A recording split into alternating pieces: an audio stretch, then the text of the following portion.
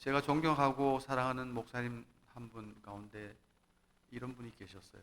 제가 그 교회에 한참 다녔었는데, 누구라 그러면 압니다. 목사님 아실 건데, 저하고는 아주 친형제처럼 지낸 목사님이신데, 이분이 삼육대학교 대학원을 들어가셨어요. 어머니가 문서전도를 하셨고, 그래서 그 어머니가 정말 이 아들을 위해서 기도를 많이 하셨어요. 신앙생활을 안 했었는데 공무원 생활을 한다고 해서 머리가 좋기 때문에 공무원 시험 봐가지고 공무원 들어가서 공무원 생활을 하는데, 그것보다는 신학을 좀 했으면 좋겠다고 그래서 대학원을 들어가셔가지고 신학대학을 나오셔서 목회를 하셔서, 목회하면서 목회하기 전에 청년 때 저하고 서울중앙교회에서 같이 호용호제하면서 정말 이렇게 사랑을 나누고 그랬던 목사님이셨는데, 그분이 늘 설교단에 서면은 이렇게 헤헤거리고 웃어요.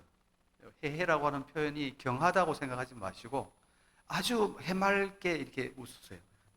그래서 당신이 설교를 하면 굉장히 정열적으로 합니다. 신학대학원에서 나와가지고 공부하면서 목회 안수 받기 이전에 문서전도 하는 걸 아마 이제 수업을 이렇게 하시는가 봐요. 그분이 맡은 지역이 어디였느냐면 온양 지역이었는데, 이분은 정말 다른 목회자들도 그렇고 다 장로님들도 다 그러시지만 정말 기도 많이 하시는 분이세요. 그래서 어느 날 문서 전도를 하기 위해서 책을 들고 이렇게 나가는데 소나기가 막 폭풍 치면서 우르릉쾅쾅 하고 쏟아지니까 그게 뭘로 보였느냐 하면 자기 눈에는 불로 보인 거예요. 유황불로. 자기 눈에 그렇게 보이더래요. 그래서 그 불을 피하려고, 이게 소나기가 오니까 비가 막 오고 막 천둥 치고 그러니까 그걸 피하려고 이나무 밑으로 저 집으로 가니까 미쳤다고 그런 거예요. 같이 같은 동료들이 저 박 목사 돌았다 이제 이렇게 소문이 났는데, 사실 돌은 것이 아니고, 그런 체험 속에 이 목사님이 굉장한 신앙의 그레이드가 좀 좀 경험을 좀 하신 것 같아요. 그래서 지금은 한국에서 목회를 하시다가 미국에서 이렇게 스카우트에 가셨어요. 그래서 거기서 정년을 맡고 퇴직을 하셨는데, 작년에 제가 미국 갔을 때 통화만 했습니다. 못 만나고.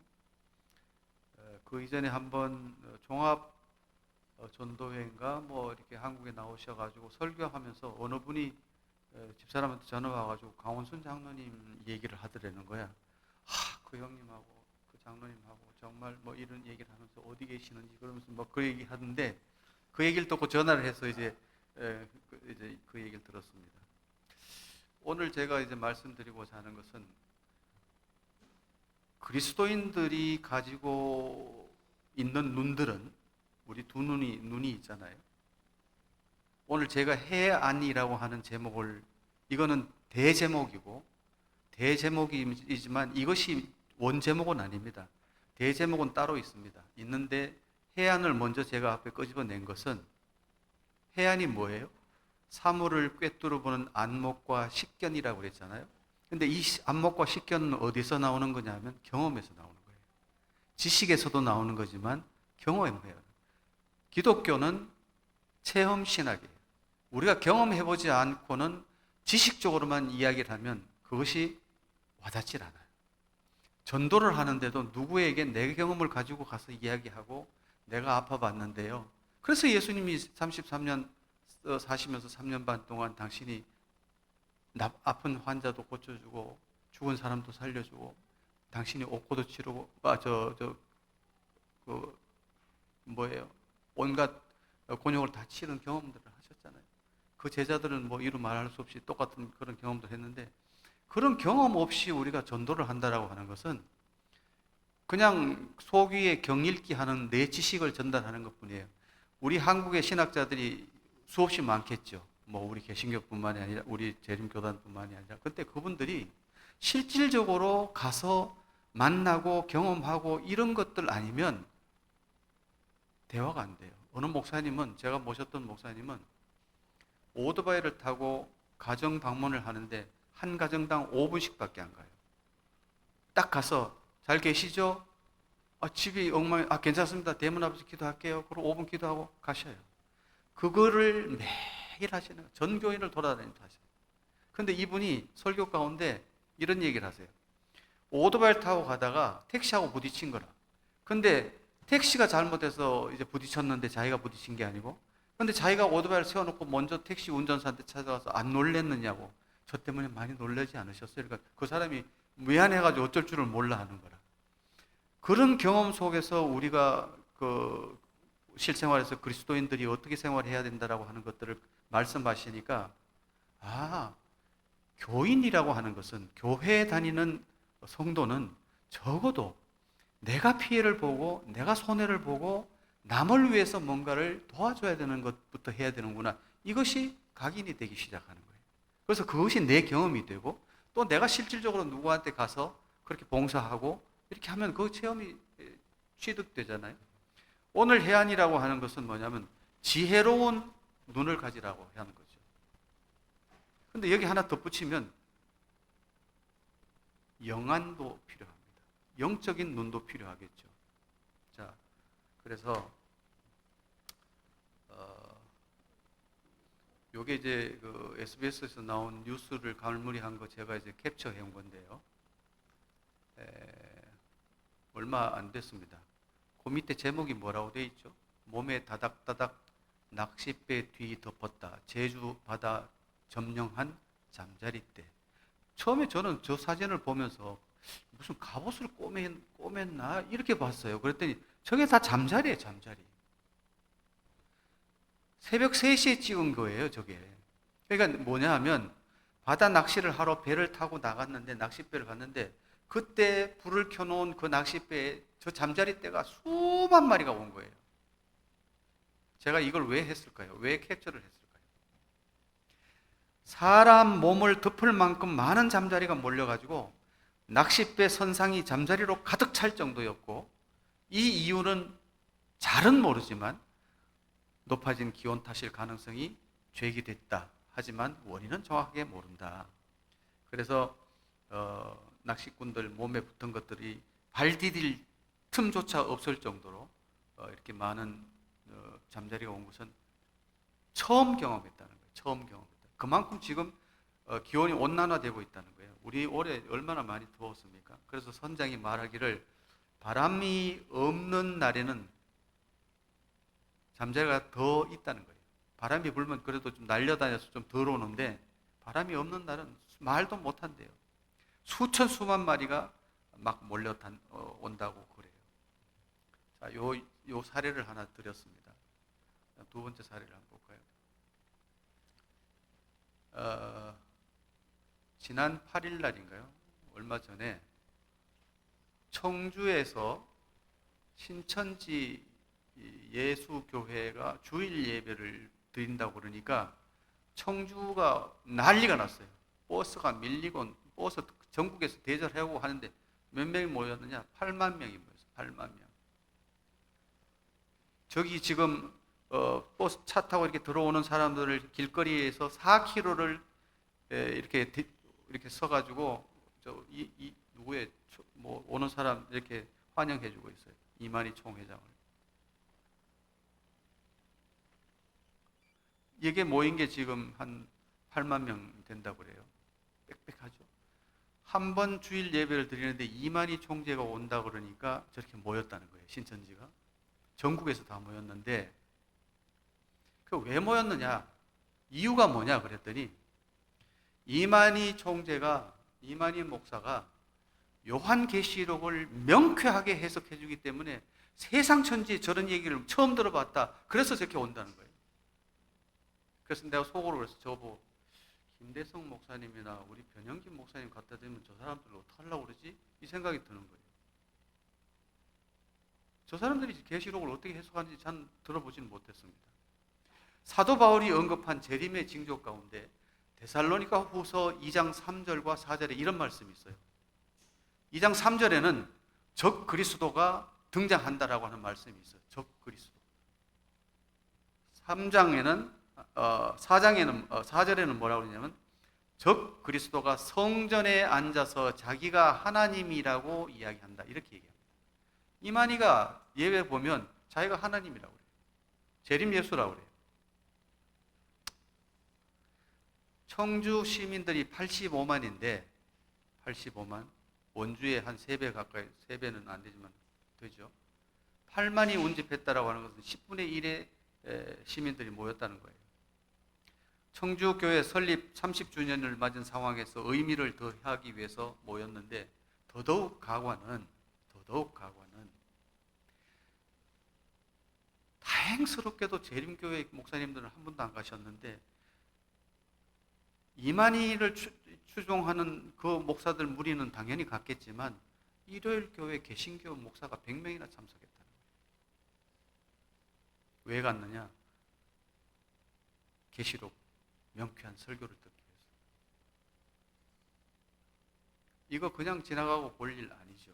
제가 그래서 제목을 해안 영안이라고 부제를 달았습니다.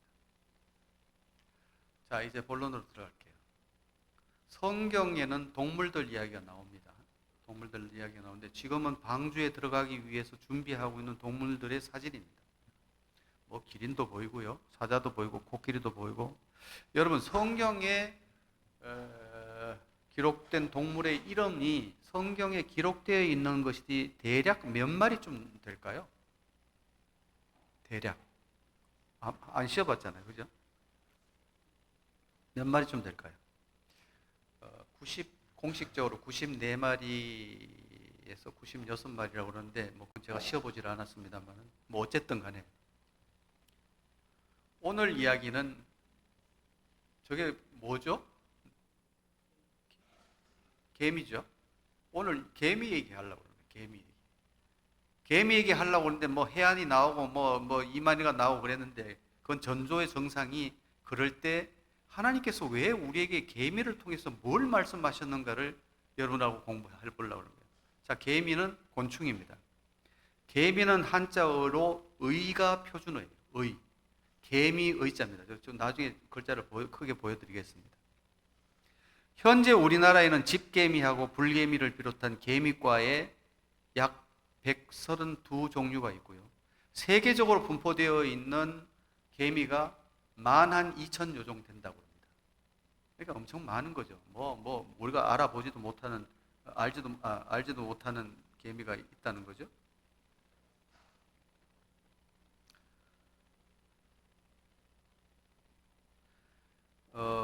개미의 몸은 일반적으로 머리하고, 그 다음에 가슴하고, 그 다음에 배, 그리고 더듬이, 이렇게 나와 있는 더듬이로 되어 있는데, 턱은 잘 발달되어 있어서 튼튼하고, 다리는 3쌍이 있습니다. 그러니까 3쌍이니까 6개겠죠.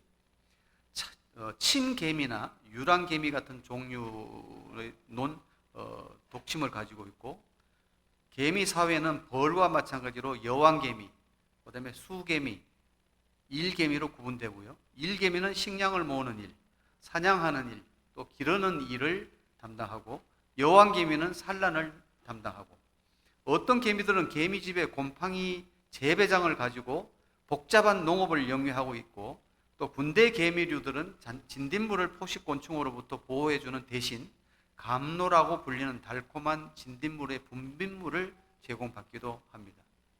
개미에 관한 설화는 여름철에 부지런히 일하며 먹을 것을 저축해 두었던 개미가 노래만 부르고 있는 일을 하지 않는 배짱이에게 양식을 주고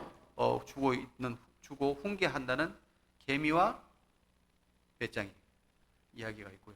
또 하나는 개미와 물새와 메뚜기가 모여가지고 음식을 얻어 나누어 먹기로 했는데, 메뚜기가 붕어 뱃속에서 나와 붕어를 잡은 물새들어 자기가 붕어를 잡았다고 우기는 바람에 개미가 웃다가 허리가 잘록해졌다는 개미와 메뚜기와 물새라고 하는 동화가 있습니다. 붕어를 잡아먹었는데 개미가 안 되는 소리를 하니까 웃다가 지가 허리가 조그매졌대요. 가늘어졌대요. 그 밖에 우리가 잘 아는 홍수 때 떠내려가는 개미에게 나뭇잎을 떨고 구해준 비둘기가 뒷날에 포수의 총을 맞게 되었는데, 개미가 포수의 다리를 물어서 비둘기를 구출했다는 개미와 비둘기의 이야기도 있습니다. 뭐 많은 이야기가 있죠. 그런데 여러분, 개미가 말을 한대요. 개미도 말을 한다. 소리로 의사소통을 하는 개미는 창조를 증거한다. 이거 창조과학에서 나온 이야기예요. 동물의 의사소통에 대한 오래된 패러다임 중 하나는 페로몬이라고 하는 공기 중에 화학 메시지를 사용한다는 것.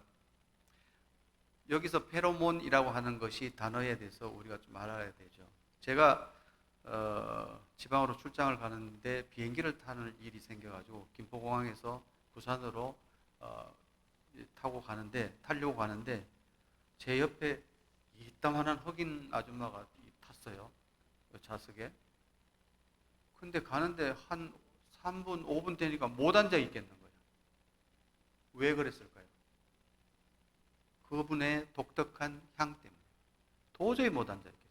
우리가 경험하지 못한 독특한 향 때문에. 근데 그분들이 갖고 있는 페로몬 때문에 그래요. 뭐냐?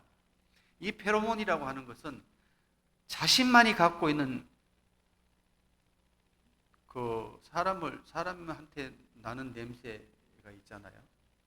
그래서 그 냄새 때문에 남자를 현혹하기도 하고 여자가 그 남자의 인체에서 나는 냄새를 뭐라고 그래요? 네? 채취. 그 냄새 때문에 좋아하기도 하고 싫어하기도 하고. 그래서 그걸 좋아하는 사람들끼리 만나면 오래도록 영원히 잘 사는데 처음에 좋아가지고 막 불꽃 튀기다가 이것 때문에 페로몬 때문에 못 살고 이혼하는 사람들도 있다는 거예요. 자, 그래서 이 개미가 페로몬으로 화학적 자취를 남기고 다른 동료들은 그것을 뒤따를 수 있고 개미가 어느 둥지에서 나왔는지도 확인할 수 있고 또 그 다음에 개미 집단 내에서 사회적 지위를 알 수 있게 한다는 것이 바로 페로몬. 그래서 그것이 의사소통을 하는 거다. 그래서 이것은 하나님께서 창조하신 증거다. 창조과학에서 이야기하는 겁니다. 과학자들은 유럽에서 흔히 발견되는 한 종류의 개미를 연구했는데요. 이 개미는 배에 특수한 부위가 있어서 뒷다리로 그 부위를 문질러 소리 신호. 그러니까 뒷다리로 개미의 배를 하면 그 배가 이렇게 결이 되어 있다는 거예요. 우리 빨래판처럼 결이 되어 있어서 이렇게 치면 띠리릭 소리가 나는가 봐요. 그러니까 그걸 가지고 사운드 시그널이라고 해놨는데 그렇게 신호를 보내고 한다는 거예요. 그래서 이 소리 신호를 감지하고 처리할 수 있어서 결과적으로 개미 집단의 생존의 열쇠가 되는 여러 복잡한 사회적 반응을 나타내는데 몇 년 전에 연구자들은 성숙개미, 좀 큰 어른 개미에게서 이러한 신호는 포식자의 위협으로부터 받을 때 비상신호로 작동되고 있는 것도 알게 돼요. 누가 쳐들어오면 나름대로 어떤 비상신호가 있는 것 같아요. 또 그 다음에 성숙개미는 이러한 복잡한 신호에 발견해서 더 나아가 이제 둥지에 남겨진 성장 중인 애벌레도 이러한 신호를 사용할 수 있는지를 알아보고자 했는데 놀랍게도 이 개미 집단 내에 모두에서 질서정연한 방식으로 수행되고 있는 것들을 발견하게 됐다는 거예요. 그러니까 개미들이 얼마나 질서정연하게 자기들 나름대로 조직 문화가 잘 돼 있는 거죠. 그래서 위협에 받게 되면 일개미들은 즉시 둥지를 구조하기 위해서 이동하고 또 그들은 성숙 애벌레를 붙잡아 이동시키고 다음에는 미성숙 애벌레와 번데기를 이동시키고 그래서 이러한 새로운 발견은 진화론적 교리를 완전히 거부하고 있고 경이로운 생물계를 설계하신 전능하신 창조주 하나님의 지혜를 나타내는 놀라운 증거다라고 창조과학에서 이렇게 얘기를 했습니다. 자, 오늘 이제 본문이 이건데요. 잠언 6장 6절. 게으른 자여 개미에게 가서 그 하는 일을 보고 지혜를 얻으라. 아까 제가 해안 그랬고 영안이라고 하는 부제를 달아줬습니다. 오늘 여기서 나오는 주제가 뭘까요? 지혜를 얻는데 누구한테 배우라는 거예요? 개미한테 배우라는 거예요. 여러 재난 상황들을 보면서 정말 주님의 재림이 가까워졌다는 것을 우리는 피부로 느끼고 있잖아요. 아까 제가 동영 보여드렸죠. 이만희 사건, 그거 말고도 동영상 저한테 여러분 다 아시는 내용들이에요. 뉴스 보고 다 들었던 내용. 지금 지구 온난화 때문에 중국이 난리가 나고 그런 난리 아니에요. 우리나라도 지금 올해 그랬는데 마태복음 24장 5절 이하에 보면 많은 사람들이 내 이름으로 와서 내가 그리스도다라고 하며 많은 사람들을 속일 것이다. 여기에 주목할 것이 많은이라고 하는 단어예요. 많은 사람들을 그러니까 많은 사람들한테 내가 그리스도라고 설명하고 많은 사람들을 현혹할 거다. 6절에 보면 전쟁과 난리 소문이 나고 7절에 기근과 지진 그 다음에 8절에 이 모든 고통은 시작에 불과하다. 9절에 보면 그때 너희는 사람들에게 잡혀 고통을 당하다가 죽을 것이며 나 때문에 미움을 받을 것인데 또 사람들은 믿음에서 떠나 서로 배반하고. 이게 제일 문제 같아요. 저는 이 자료를 준비하고 설교 준비하면서 다른 거는 뭐 나를 떠나고 뭐 떠날 수 있죠. 뭐 신앙을 돈독하지 않으면 떠날 수 있어요. 그런데 믿음에서 떠나 서로 배반하고 서로 미워하는. 그러니까 우리가 같은 교회 이렇게 중동교회 교인이잖아요, 지금. 근데 어느 날 갑자기 서로 막 미워해. 그리고 서로 믿음에서 떠났어, 이제. 그러니까 뭐 갑자기 송차숙 집사님이 너무 좋고 그랬는데 갑자기 미워져가지고 막 보기도 싫고, 사모님이 뭐 보기도 싫고, 목사님이 갑자기 보기 싫고 막 이렇게 되는 거라. 이 말에 난 충격 먹었어. 야, 이럴 수도 있구나. 응? 그리고 악이 점점 더함으로 많은 사람들의 사랑이 식어질 것이다. 사랑 식어지면 이제 뭐 끝나는 거죠. 13절에 그러나 끝까지 견디는 사람은 뭘 받느냐는 구원을 받는다. 그러니까 우리가 끝까지 견뎌야 돼. 여러분, 환난의 때가 되면 여러분은 누구를 붙잡고 살아야 돼요? 예수님은 당연한 건데 중동교회에서는 변형기 목사님 바지 붙들고 살아야 돼요. 변형기 목사님 어디 가면 졸졸 따라다녀야 돼요. 왜냐하면 목사님은 살 길을 알잖아. 그리고 홀로서기 해봐요. 되는가? 물론 그거는 뭐 그럴 수 있죠. 예언에 뭐 나온 얘기인데 제가 얘기 드리는 거는 그런 차원이 아니고 제가 오늘 설교라기보다는 우리가 공부하는 이 지혜의 결론이 뭐냐면 들어보면 왜 제가 그 얘기를 했는지 목사님 바지 붙잡고 사모님 손잡고 다 장로님 붙잡고 이렇게 서로 이렇게 붙잡고 살아야 될 이유를 제가 설명해 드릴게요. 그래서 야고보 1장 5절에 예수님께서 뭐라고 그러냐면 너희 중에 누구든지 지혜가 부족하거든. 보세요. 지혜를 얻으라고 그랬잖아요. 너희 중에 누구든지 지혜가 부족하거든 후히 주시고 꾸짖지 아니하시는 그분께 구하라. 여러분, 지혜가 부족하면 꾸짖지도 않고 아니 뭐 지혜 좀 주세요 그러면 한 번은 두 번은 이렇게 가르쳐 줄 수 있어요. 근데 세 번, 네 번 가가지고 지혜를 좀 주세요 그러면 귀찮아가지고 막 꾸짖을 수도 있잖아요. 근데 예수님이 뭐라고 하세요? 꾸짖지 아니하시고 넘치도록 후히 주시는 그분께 나아가서 지혜를 구하라. 그리하면 주시리라. 이렇게 말씀하셨어요. 이 대목에 아멘 해야 돼요. 그죠? 아멘 해야 돼요. 자, 요게 가이아나 개미가 그 한 마리 저 화살표 해놓은 게 여기 이제 있는 게 가이아나 개미인데 이 가이아나 개미가 한 마리가 자기 체중의 약 5,000배를 물고 있어요. 최대 5,700배까지 물고 버틸 수 있다고 합니다. 그러면 개미 하면 우리가 생각하는 게 뭐예요? 게으른 거예요? 부지런한 거예요? 뭐예요? 부지런한 거잖아요. 여러분, 개미가 어디 다니다가 이렇게 돌 위에나 나뭇잎 위에서 이렇게 두 팔 벌리고 다리 쫙 벌리고 이렇게 쉬고 있는 거 보신 적 있어요? 한 번도 없죠. 뭐 이렇게 가고 저렇게 가고 뭐 이렇게 가고 저렇게 가고 뭐 정신없이 다녀요. 그런데 하나님께서 이 가이아나 개미 또 개미를 통해서 왜 이렇게 말씀하셨나? 게으른 자여 개미에게 가서 그가 하는 것을 보고 뭘 얻으라고? 지혜를 얻으라고. 아니 개미가 게으른 자여 가서 그러면 하나님이 게으른 자여 가서 부지런함을 배워라 이렇게 해야 그 문맥이 맞는 거 아니에요? 근데 어떻게 지혜를 얻으라고 그랬어? 성경 전체를 통해 어떤 생물에게 하나님께서 지혜를 얻으라고 하는 것은 이 대목밖에 없습니다. 그렇다면 개미를 살피면 열심 이상의 교훈을 하나님께서 말씀하고 싶은 깊은 영적 지혜를 발견할 수 있겠다라고 하는 생각이 들어요. 그리고 개미는 땅 속에서만 집을 짓고 사는 것이 아니고 공중에서도 집을 짓고 사는 개미가 있어요. 바로 요 푸른 배짜기 개미라고 하는 건데, 이게 혼자는 못해요. 혼자는 못해요. 여기 뭐 짝이? 배짝이, 배를 짜는 것처럼. 그래서 반드시 협력이 필요한데, 이렇게 두 마리가 잎사귀를 이렇게 퍼져 있는 잎사귀를 두 마리가 물고 이렇게 해서 집을 만들어야 되는데, 이게 협력 없이는 안 되잖아. 한 놈이 붙으면 또 다른 한 놈이 오고, 잎이 가까운 건 이렇게 하면 되는데 멀리 떨어진 건 또 어떻게 할 거냐 이 말이에요.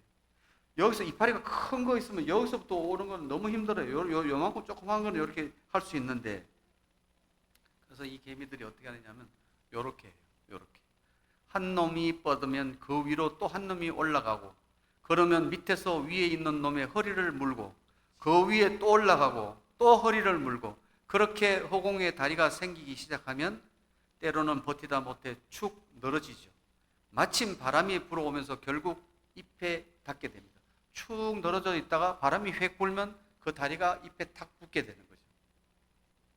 이 일을 위해서 수백 마리에서 때로는 수천 마리까지 합세하는데, 인간으로 치면 대토목공사가 이루어지는 거죠. 혼자서는 안 되고 반드시 한 몸처럼 협동해야 되는데, 어떤 마음을 가지고 있어야 되느냐 하면, 요한복음 17장 11절에 우리와 같이 그들도 하나가 되게 하옵소서. 그러니까 하나가 돼야 돼요.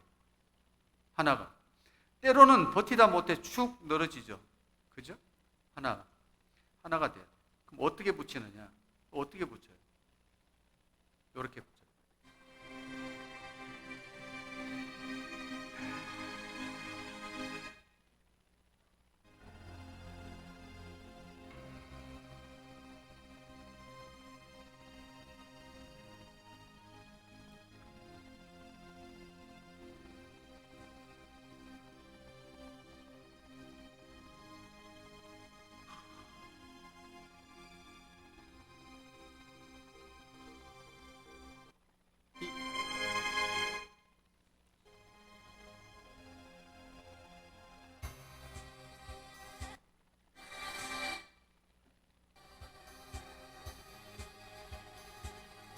예,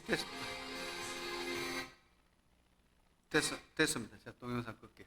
자, 이게 큰 일개미들이 애벌레들을 턱으로 붙잡아가지고 몸을 꾹꾹 누르면 애벌레에서 실이 나와요. 실이 나오면 그 실을 뽑아가지고 양쪽 사이를 왔다 갔다 하면서 이어 붙이는 거예요. 그러니까 개미는 실이 없잖아요. 애벌레는 실이 있다는 거예요. 예? 참 하나님께서도 참 기가 막히죠. 그 모습이 마치 배 짜는 것과 같다 그래가지고 배짜기 개미라고 부른대요. 그런데 이 애벌레가 실을 짜내면 꿈틀거릴 것 같은데 완전히 자신을 어미 개미한테 맡겨가지고 실을 열심히 만들어내요. 그러니까 이 애벌레도 뭐 하느냐 하면 협력하는 거예요. 그죠? 이 집을 만드는데 협력해. 그러면 놀라운 것은 그 실은 원래 자기 고치를 만드는 데 써야 할 실인 거예요. 그럼 애벌레는 어떻게 되는가? 인간은 나 몰라라 하지만 배짜기 개미는 그 애벌레들을 특수하게 제작된 방에서 보호하며 키우는데 사회보장제도가 너무 잘 돼 있어요. 그래서 협력이 필요하다. 중동교회도 협력이 필요하다. 여러분 이런 개미 보셨어요? 저도 못 봤어요. 꿀단지 개미인데 저 개미는 천장에 붙어가지고 저렇게 살다가 죽는 거예요. 저게 꿀단지예요. 꿀단지. 노란 게 꿀단지. 거꾸로 매달려 꿀을 받아 저장하고 작은 포도알 크기만큼 커지면 그렇게 평생 꿀단지가 되어서 살아가는데, 거기서 몇 마리가 빼지면 어떻게 되는가? 빠진 숫자만큼 또 다른 놈들이 매달리는 신기함이 있습니다. 여러분이 평생을 그렇게 다른 사람을 위해서 이런 삶을 살아가야 한다면 정말 이렇게 평생 천장에 붙어서 살 수 있겠어요? 이런 개미 보셨어요? 이게 거북개미래요. 거북개미. 거북개미 중에는 이렇게 머리가 넙대대한 놈이 있는데 병정개미인데, 이 놈은 일하지 않고 뭘만 하느냐 하면 이것만이에요. 이것만. 자기 굴 입구에 누가 들어가지 못하게 막아놓는, 막고 이렇게 서 있는 그 일만 얘가 하는 거예요. 근데 그럼 막고 있으면 자기 동료가 오면은 들여보내야 되잖아. 여기 수신호가 있어. 똑똑똑똑 치면 나야. 그러면 알았어. 암호, 중동, 그럼 교회 이러면 들여보내는 거예요. 그것만 하는 거예요. 머리를 두드리면 신호를 알아보고 그렇게 하는 거예요. 자, 여러분이 만약에 중동교회 문지기로 저렇게 평생 들어오는 사람 나가는 사람 얼굴만 쳐다보고 살으라 그러면 사시겠어요? 중동 그러면 교회 이렇게 하고 들어보냈다 그러실래요? 자, 빌립보 2장 3절에 이런 말씀이 있습니다. 아무 일에든지 다툼이나 허용으로 하지 말고 오직 겸손한 마음으로 각각 자기보다 남을 낮게 여기고 라고 하는 말씀이 있죠. 마태복음 20장 27절에는 너희 중에 누구든지 어뜸이 되고자 하는 자는 너희의 종이 되어야 하리라. 그게 뭐냐 하면 희생해라 그 말이에요. 때로는 우리 교회 초신자들에게 희생해라. 그리고 연로하신 어른들을 위해서 희생해라 그 말이에요. 그래서 희생이 필요합니다. 그 다음에는 잠언 6장 7절에 보니까 두령이 없어요. 계미는 두령이 없고 감독자도 없고 통치자도 없어요. 도대체 이게 생물학자들이 궁금해가지고 미치는 거야. 아니 이게 무슨 지휘자가 있어가지고 지휘를 해야 될 텐데 우리 교회 목사님이 계셔서 뭐 이렇게 지원해도 하고 이렇게 해서 뭐 이것도 이렇게 합시다 하잖아요. 그래서 배짜기 개미 행동은 1768년 제임스 쿡 선장과 함께 오스트레일리아 탐험에 나선 영국의 자연학자 조셉 뱅크라고 하는 사람에 의해서 처음 관찰된 일에 수많은 개미학자들에 의해서 연구가 됐는데 영상 촬영 기술이 보급된 후로는 잠시 열대 현장에서 관찰하는 것으로 끝나는 게 아니라 연구실로 돌아온 후에도 동영상을 보고 또 보며 연구했는데 아직도 두목이 누군지를 발견을 못했어요. 그런데 두목은 없는데 작업반장은 있더래요. 작업반장. 여러 마리의 일개미들이 이 정도로 고차원적인 협업을 이뤄내려면 현장에서 진두지휘하는 누군가가 있어야 할 것 같은데 아무리 눈을 씻어봐도 없다. 그런데 미국 뉴멕시코주에 있는 산타페 연구소에서 흰개미가 어떻게 냉난방 시설을 완벽하게 갖춘 흰개미탑을 짓는지 오랫동안 연구해낸 결과 결론이 일개미 한 마리 한 마리가 각자 알아서 한다였는데 배짜기 개미의 경우도 마찬가지. 이것이 바로 경영학에서 말하는 자기 조직의 원리다. 이 경영학 공부하면 자기 조직의 원리를 얘기합니다. 어려운 이야기인데 어쨌든 뭐 그렇습니다. 감독이 없어요. 누가 지시하는 것도 하는 것이 아니고 스스로 알아서 힘을 보태서 하는 거예요. 그러니까 자기가 조직을 위해서 뭔가 하는 것들, 그런 것들. 그 자원. 잠언 6장 8절에 먹을 것을 여름 동안 예비하여 추수할 양식을 모으니라. 그 배짱이가 뭐 맨날 놀고 기타 치고 노니까 개미가 일을 하니까 나중에 배고파가지고 배짱이 가서 밥 달라고 그러니까 뭐라 그래요? 일 안 하면 밥도 못 먹어. 그러잖아요. 미래를 위해서. 자, 이게 입군 개미라고 하는 건데요. 재밌는 슬라이드를 보여드리겠습니다.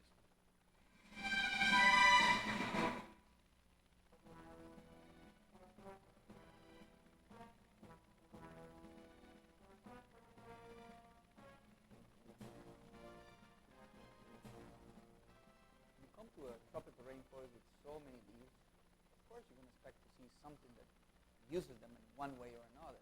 볼륨 조금만 Probably 키워주세요. one of the most incredible creatures that are using the leaves are the leafcutter ants. Ants are dropped to the Tropics of the New World only. You don't find them in any other place. And they're going to be the creatures that process. 이게 뭐 관광거리라고 사람들이 사진 찍고 난리 났어요. Herbivores together. And the leafcutter ants. 자, are the 이 ones that 입군 process. 개미의 턱은 굉장히 날카롭게 돼 있어요. 면도날처럼 날카롭게 돼 있대요. 이 입군 개미는 요 이파리 잘라가지고 가는 개미가 입군 개미인데 이 개미들은 그 턱이 다를 만큼 열심히 일을 하는데 그러면 이 면도날이 우리가 이렇게 사다 보면은 우리가 면도날 갈잖아요. 그죠? 그렇게 돼요. 그러면 직종을 변환하는데 자르는 일 하다가 면도날이 이제 뭐 무뎌지면 운송하는 대로 배치가 돼가지고 운반하는 데로 가서 하고 그럼 왜 이렇게 열심히 하는가 이렇게 보니까 과학자들이 보니까 이것 때문에 그런 거예요. 이것 때문에. 저 입궁개미가 잘라놓은 잎을 이제 굴로 이렇게 들어가면 이렇게 잘라서 들어가잖아요. 잘게 잘라서 이렇게 들어가면 그 속에 효소가 들어있는 배설물하고 섞는데요. 이렇게 막 섞어요. 버섯 같은 거하고 섞어가지고 그 반죽에다가 버섯을 키워요. 네? 버섯을 키워요. 그러니까 양식을 준비한다는 거죠. 양식을. 그래서 우리는 목적이 있어야 된다. 우리가 교회 나오는 것도 목적이 있어야 돼요. 여러분, 교회 화요일, 금요일, 저희 화요일 부득불 못 옵니다만 안식일 예배 드리는 거 이거 소홀히 하면 안 돼요. 목적이 있어 왔잖아요. 우리가 예수님 만나러 왔잖아요. 그럼 예수님 만나야죠. 이제 곧 오실 거예요.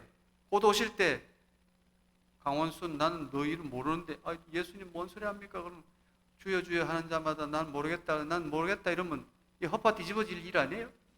예? 어떻게 해야 돼? 평소에 예수님하고 계속 교감하고 있어야 돼. 예수님 저 여기 있어요. 그래 알았어. 해야 돼. 자, 아까 제가 얘기했죠.